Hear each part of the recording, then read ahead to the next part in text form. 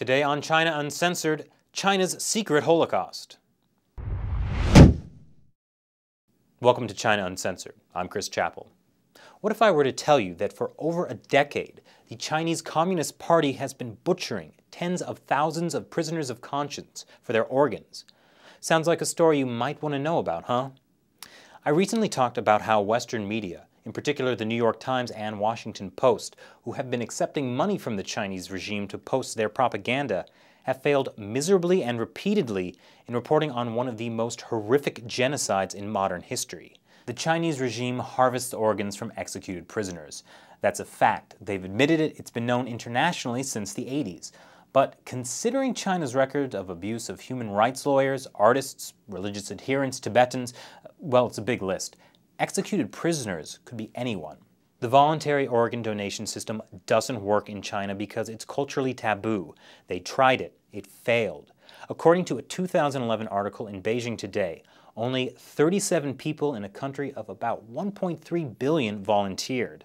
But in the most recent article by both the Washington Post and the New York Times about organ harvesting, which is all the way back from March, they say China is ending it. Now let's compare that with what U.S. Congressman Dana Rohrabacher just said at a congressional hearing on September 12th.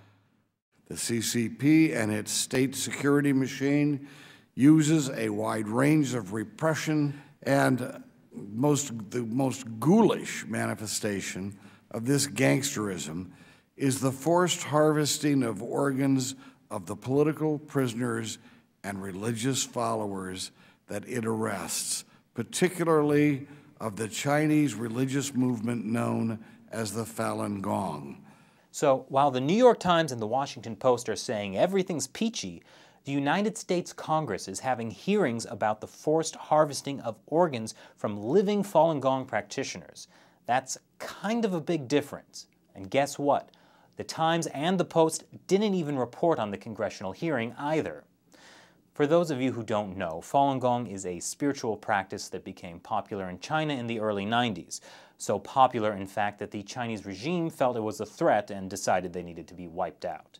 At the hearing, witnesses went through the list of evidence that China has been harvesting the organs of tens of thousands of imprisoned Falun Gong practitioners. Evidence like recorded phone conversations with Chinese hospitals that admitted it, or the fact that the official number of transplants being performed mysteriously increased by the tens of thousands once tens of thousands of Falun Gong practitioners found themselves in labor camps. And keep in mind that's the official number of transplant, God knows what that means. Also things like doctors being able to schedule an exact day that foreign patients could get an organ, whereas in the US, it usually takes around 2 years to find a match. There's literally dozens of pieces of evidence, and this information has been around as early as 2006. And have you ever heard about it? Granted, it is all circumstantial evidence, but I think it at least bears mentioning in the media.